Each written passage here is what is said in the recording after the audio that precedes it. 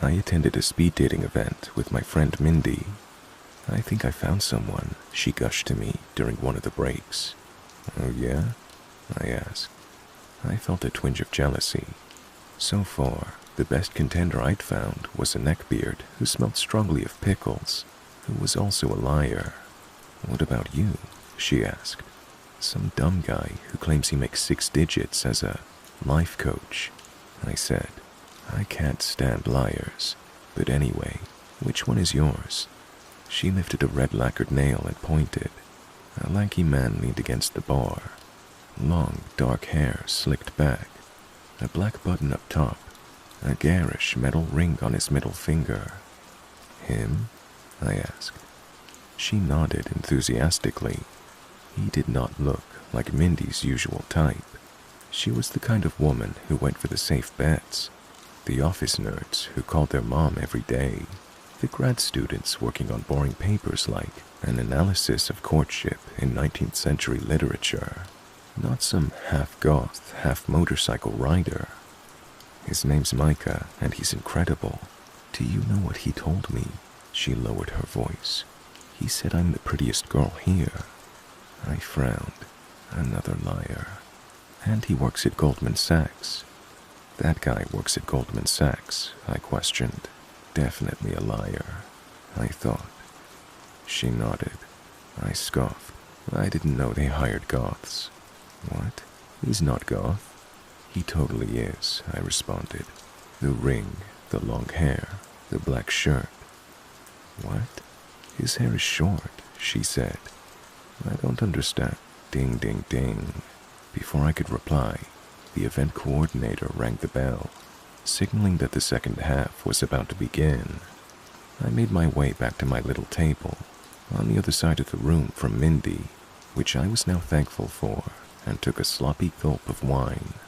Hello. I looked up. Across from me sat Micah. He was even more weirdly dressed up close.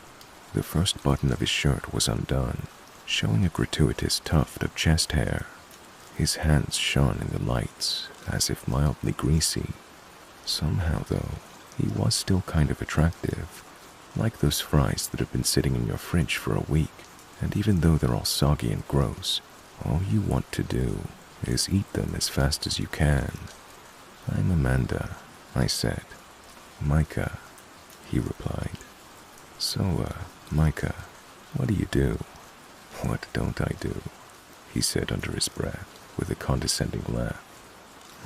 Sorry? Nothing. I'm an artist, he replied. He's lying to her. I knew it. An awkward silence fell between us. Finally, I started. So, Micah, what do you like to do for fun? He grinned, wider than I'd seen him grin all night.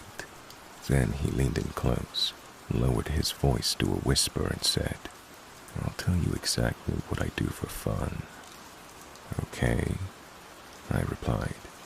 I like to go riding at night, under the light of the full moon, with just the wind at my back and the stars above me. On a motorcycle, I questioned. You could say that, yes. Weird reply, but okay. I ride into town, see if there's any fun to be had. He made eye contact with me. See if there are any speed dating events, for example. So you do this often, I said, not sure exactly where he was going. Have you ever met anyone you liked? I asked. Of course. Lots of beautiful girls at these events. And why are you still looking? I asked. He smiled again, leaned in even closer, until I could smell the musty, greasy smell of his hair. Because I killed all of them. My heart stopped. You know, you're the first woman I've ever met who likes an honest man. He smiled. It's refreshing, actually. I stared at him, open-mouthed. I don't understand. You're saying you killed. Ding, ding, ding. He stood up. Nice meeting you, Amanda. Then he was gone, the next guy sliding into his seat. I'm Frank, and you are. I shot up and whipped around. ran over to the organizer. "That guy Micah, he just told me he killed some women. I need you to know." She raised an eyebrow. "What?" Oh no. My eyes fell on the seat across the room. The empty seat where Mindy had been sitting before. No, no, no. I ran out of the bar, onto the sidewalk, into the cold. But the street was covered with people, drunk couples, raucous partygoers. "Mindy," I shouted. No reply.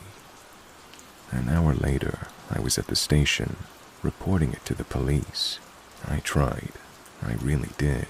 But every woman at the event gave a different description of what Micah looked like. Some described him as a tall, muscular black man with a velvety smooth voice. Others described him as a freckled redhead that had an amazing sense of humor. Still others described him as a bearded lumberjack man. Their description only had one thing in common. He was their type. And the men, they didn't report seeing any Micah at all. Mindy was eventually found. Her body was found in the forest at the edge of town, but not before her blood had been used to paint a crude landscape on the concrete drainage pipe near the lake. I guess Micah, for me, really was.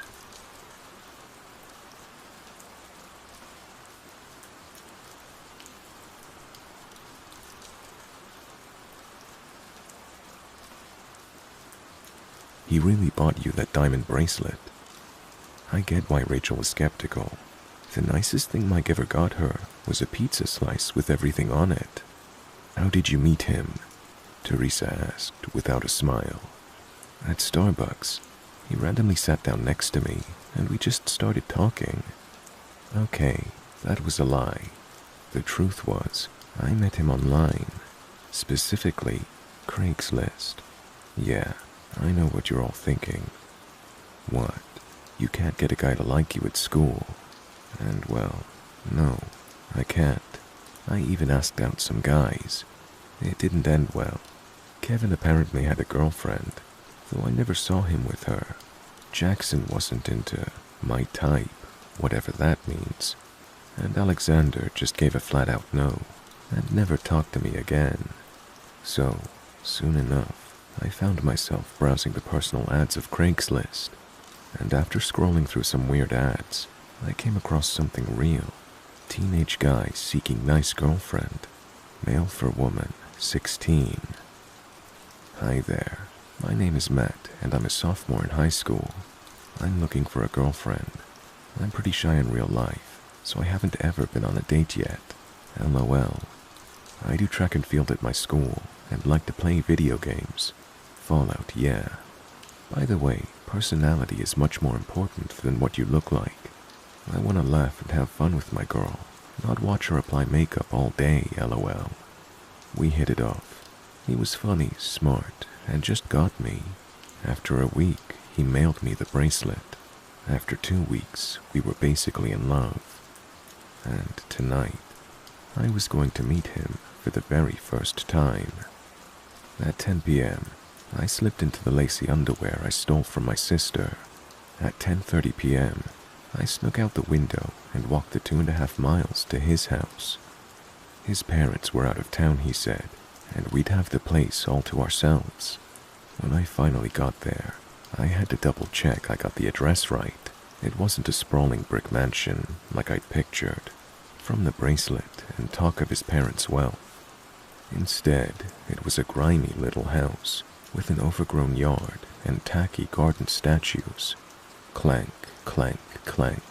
I hit the knocker 3 times. One of the lights flicked on.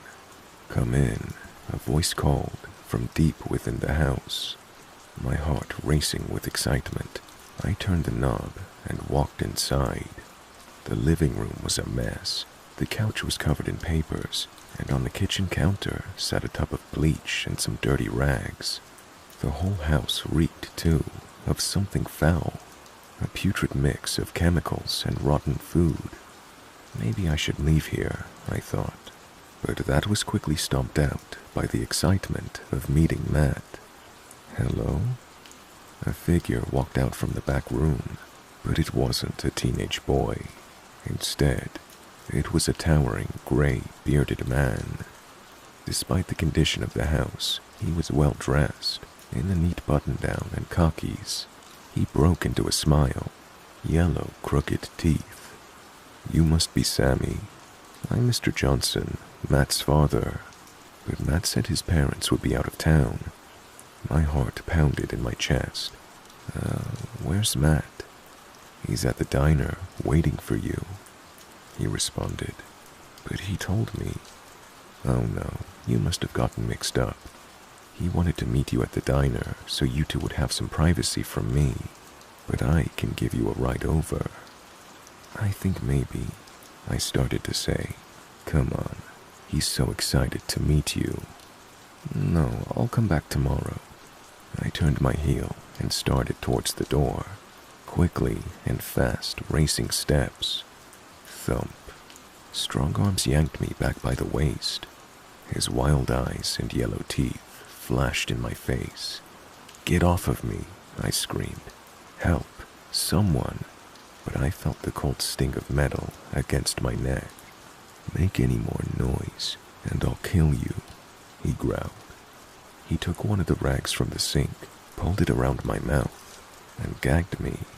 Then he bound my wrists and threw me over his shoulder. I kicked and screamed, but the noise came out as nothing more than muffled squeals. Another girl, just like you, has a date with Matt tonight, he whispered as he walked towards the door with me. I'm gonna bring you and Brittany to the abandoned farmhouse out on Alston Road, and then we're gonna have some fun. Thud. I was thrown into the trunk. Slam. The lid came down. The car rumbled beneath me. The tears felt hot and fast. Cold sweat soaked my shirt. How was I so stupid, I thought. I actually thought some guy on the internet was the real thing, that he liked me. And now, I'm going to die. Oh, Mom, Dad, Teresa, Rachel. I fell against the side of the trunk as the car swung in a turn. And that other girl, Brittany, if only I could warn her. My sobs were muted against the gag. She's going to die too, with me. She just wanted a guy to notice her, like me. The car halted to a stop. I tried to scream. I tried to thump against the sides. I tried everything I could to make as much noise as possible. Maybe someone would notice. Slam. I felt the front door close as he got out. No, don't do it. Run, run, run, I thought, as if I could somehow warn her through my mind. But then I heard something else. Shouting. Muffled through the metal, but I could still make out the words. Hands in the air. And then crack. The trunk popped open. There stood a police officer. He's got one in here, he yelled. By some miracle, Brittany had been a sting set up by the police. After searching Johnson's house, they found 3 bodies in the basement of girls my age, probably desperate, outcast, and feeling like they finally found true love in Matt. As for me, I'm grounded basically forever. The bracelet turned out to be a $5 fake, and my sister is still looking for her missing underwear. I'm going through counseling, but things are looking up. There's even a guy in my class who seems to like me, but don't worry, I'm never going to meet him at his house.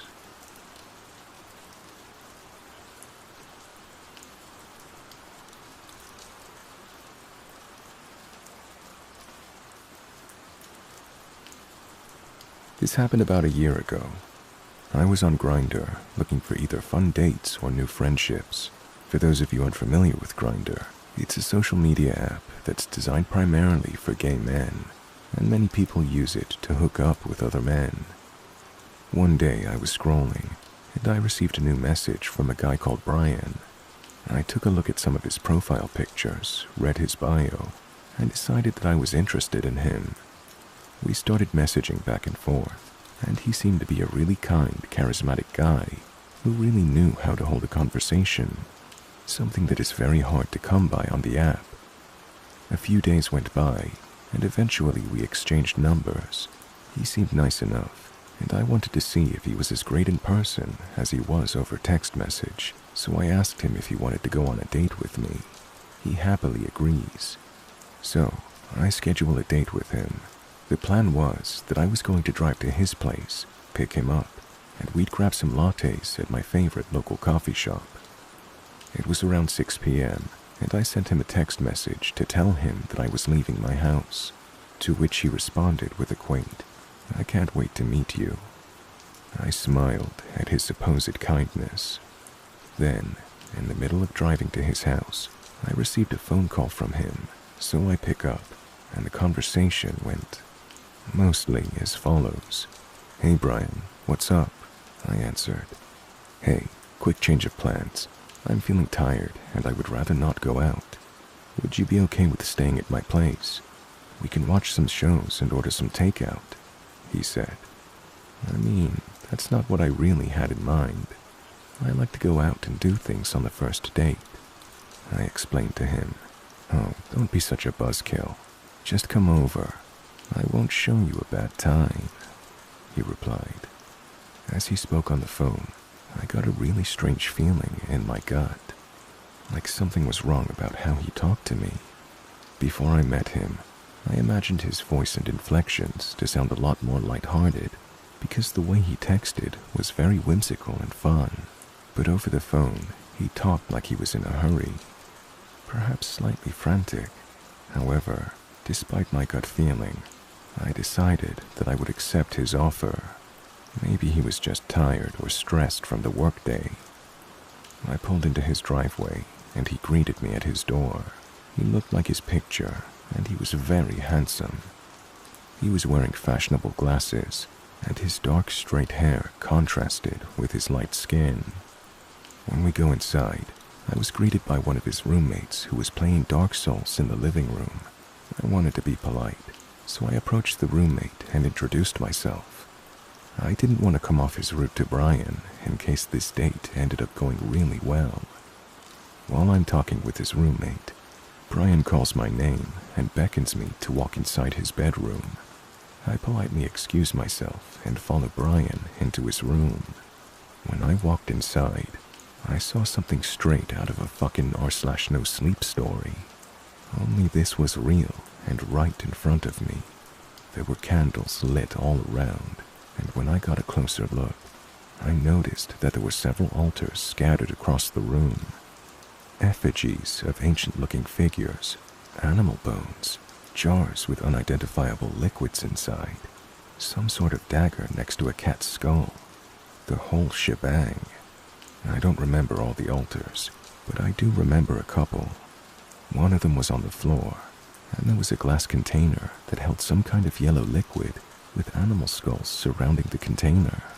Another altar was on the shelf next to his bed, and this one had a few candles surrounding some kind of doll with its eyes sewn shut and its hands missing.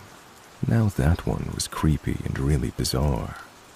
A part of me was telling me to nope the fuck out of there immediately, but I thought that maybe I was overreacting to someone's religious choices.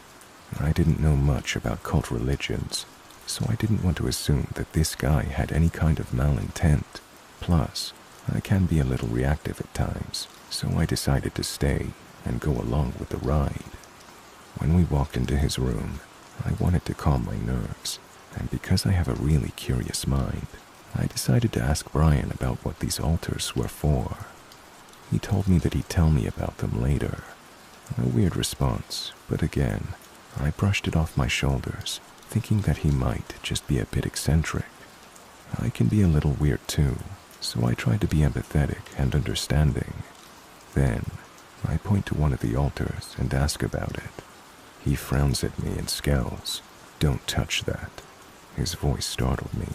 His intense inflections, paired with his angry expression, sent a lump straight to my throat, and I felt threatened.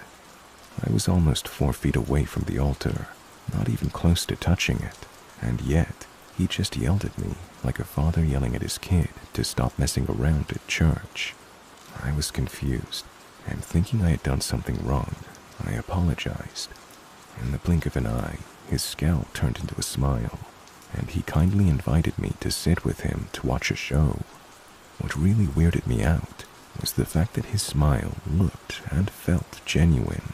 He had just gotten angry, but all of a sudden he didn't care and served me up a really kind disposition. I was unsure of how to process what had just happened, so I just decided to sit down with him. He seemed to be acting pretty normal once this ordeal had happened, and we started to talk about ourselves. After some time, he became really sweet and soft-spoken, similar to how he was over text message, and we were able to share some stories about our lives. It was starting to feel like an actual first date, and my nerves subsided a bit. I was probably just overthinking everything else. He then turns on his TV. Now, mind you, I was still a bit freaked out by his random outburst, so I was on guard. So, I offered to invite his roommate to come and hang out with us. Brian's roommate seemed like any old average Joe when I met him, and I just wanted someone else to be there to act as a buffer. I wanted to see how he would act around other people. But when I gave him my idea, he immediately shut me down, and his personality switched from easygoing to stressed and angry. He started cussing out his roommate to me, making it clear that he absolutely hated him. The switch was so jarring, I started to panic again. Then, he changed the subject and started to talk about me.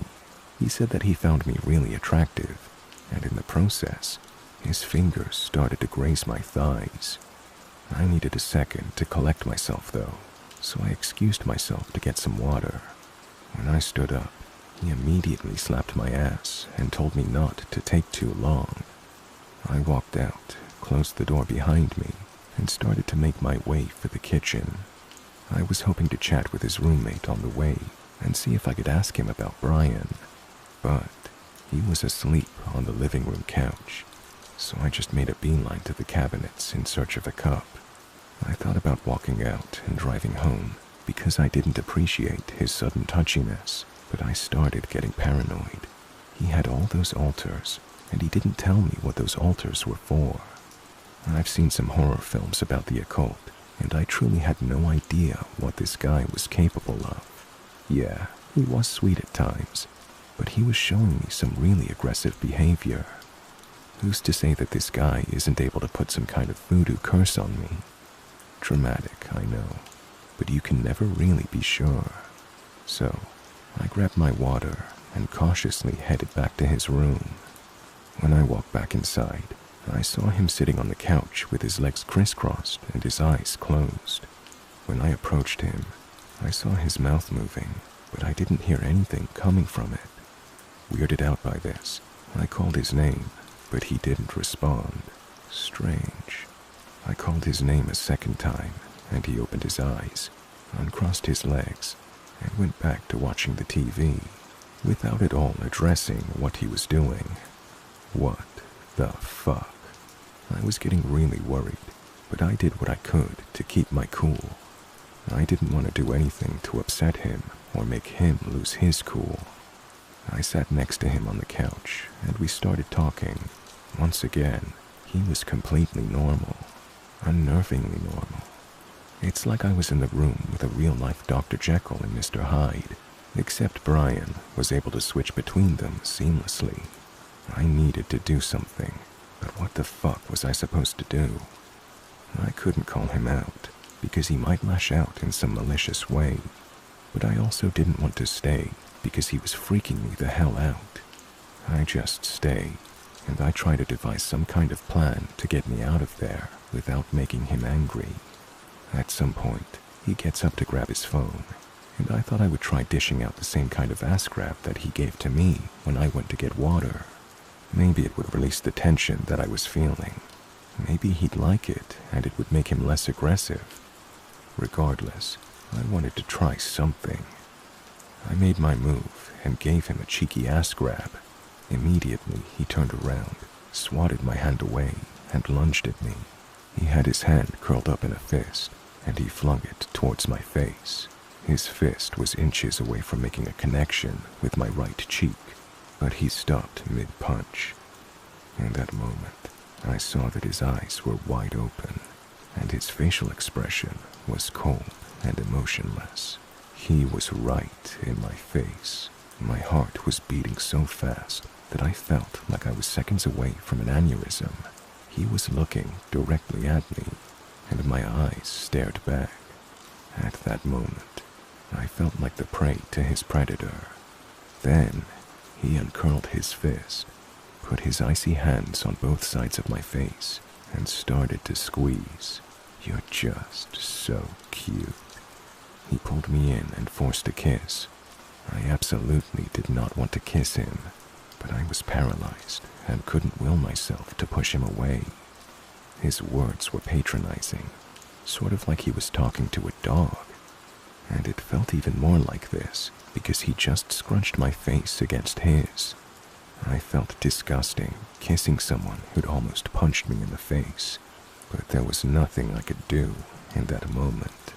Again, I didn't want to risk pissing him off. He slowly pulled away, gave me another sweet smile, and sat down, pretending that nothing had just happened.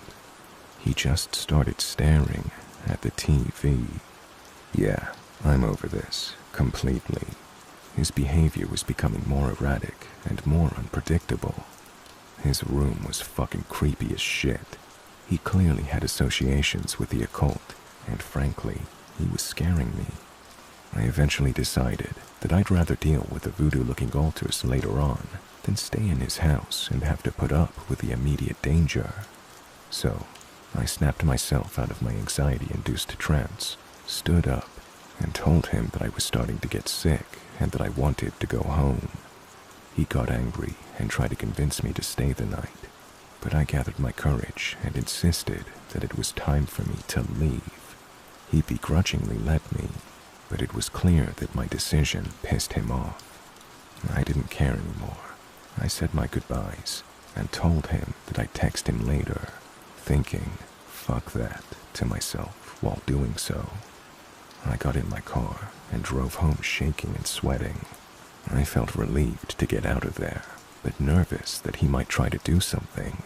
The uncertainty of it all is what truly shakes me up, but thankfully, no actual harm came to me.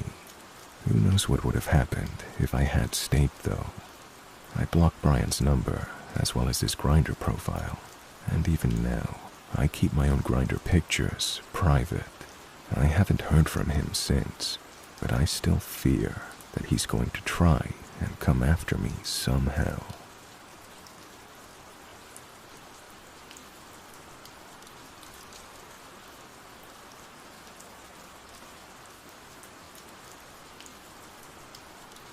The story starts off with me at 12 years old, diving into the world of puppy love and awkward first romantic encounters.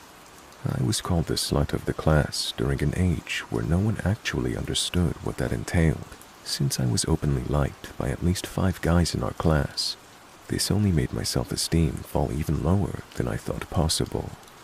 I was overly friendly at this time, because when you're young, insecure, and often verging on ending yourself, you tend to overcompensate. This meant that I was close to the class outcasts, the ones that were on the spectrum of Naruto running through the halls to socially anxious. One of these guys was Stalker. Stalker was a casual friend. We'd share lengthy conversations about video games and random YouTubers, you know the kind. He was a socially awkward guy, but pretty harmless. He just had these neckbeard tendencies that were concealed behind the fact that he was a generally well-put-together guy. On the last day of classes, he confessed that he was attracted to me, and he asked if I'd be open to dating him. I felt bad for him, and with that pity, I said yes. The good girl complex I had was taking full control, even if every inch of my brain was saying no. It was casual and awkward. I treated it like a friendship with commitment. There were a few red flags, like him tracking my location from messages, but I thought it was harmless. Eventually, I broke it off. The whole ordeal just left a bad taste in my mouth, and I didn't want to keep it going any longer, as I felt that 6 months were probably enough to validate breaking it off. After all, we were 13, and who the hell took relationships at that stage seriously? Turns out, he did. He looked at us as meant to be, because it turns out we were actually friends during childhood, and he held on to that. To win me back, he would often message incessantly, try to talk to me at school, even following me whenever I needed to go to the bathroom, and even going as far as coming to my house unannounced. At that point, I was alarmed, especially with the thought that he was probably following me home with how quickly he'd arrived after I got home from school. Still, good girl mentality in check, I thought I could just turn this into a friendship. He made it very clear that it wasn't going to be that way. He would pick fights with anybody that I liked. It was excruciating, and he would often force me to hang out with him, at one point grabbing me by the arm while I was with my friends, and only stopping once my friends defended me. I felt both powerless and weak. Once we moved, he would still show up to my doorstep unannounced. This understandably freaked me out. By that time, I was still trying to make it a friendship, while he insisted on being more than that. I was young, confused, and scared, while I was being blamed for all of this for leading him on, or even engaging with him in the first place. He often used the excuse of needing closure to talk to me or get my attention, and you'll see how overused that becomes. It reached a point where I was constantly looking over my shoulder and going through lengths just to avoid him, because he would wait by my regular routes to have an excuse to walk with me and talk. I'd change the places I frequent, make sure that I was always surrounded by my friend group, and go as far as ducking past his class to make sure he didn't follow me as I walked to the bathroom. Whenever the doorbell rang, I would freeze. I was anxious about leaving the house because I always thought he might be on his way to my home. Once he caught on to this, he ended up spilling a sob story to our guidance counselor. I suppose she felt bad, which explains why she had pulled me out of class, only to be ambushed into having a lengthy, unnecessary conversation with him, where he pretty much used the "I need closure" excuse, only to not talk about closure, but instead talk as if he didn't have me pulled out of class to talk closure. My mom ended up chewing out the guidance counselor for doing so. Still, the damage was done. At that point, I thought I'd be safe, and as much as he was a lot less stalky, for lack of a better word, he was still there, like a looming presence. I always felt his stare. His friends would act weird around me, and I still felt paranoid and terrified. One day, we had a new exchange student. Her name was Carrie, who everyone was quick to point out looked like me. The resemblance was uncanny. We ended up becoming close friends, and she told me that during her first week, a group of guys began pointing at her, calling out my name, and that one of them began messaging her and hitting on her. This was her first encounter with being mistaken as me, and we decided to have a bit of fun with this, often pranking others by doing the switcheroo. I would send her down the hallway before me, and to our surprise, this caught his attention. He would stop her in the hallway, only for him to leave her alone once I pop out behind her. It would usually have him dumbfounded, leaving us time to walk away as he processed. This left me slightly comforted that I could confuse him and be able to lessen my encounters with him, and Carrie didn't mind. She and I ended up dating. Surprise, surprise, I was a lesbian the whole time, and he took personal offense to this, often making weird remarks about it. He was still being creepy at this time, leaving notes on my desk on a semi-regular basis. My anxiety grew with this. I ended up moving schools, and I thought that would be the end of it. In a way, it was because that severely limited our ability to encounter each other.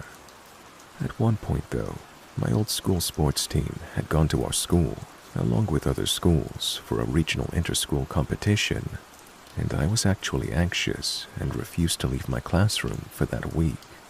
At one point, he blocked me, unblocked me, got a girlfriend, and I thought that was the end of it. As of now, the story comes to its conclusion, and how it ended with a Twitter conversation. He messaged me asking for closure again, and war flashbacks ensued. I let the conversation happen. He took the time to gloat about his happy relationship with the perfect girl, who creepily had a noticeable resemblance. Say what you will about it, but I wish he was happy enough to have just left me alone. So, 5-year stalker, I'm still terrified of walking alone, still look over my shoulder no matter how irrational, and fall into paranoia constantly. I'm happy now, but I don't think I'll ever lose that anxiety I was left with.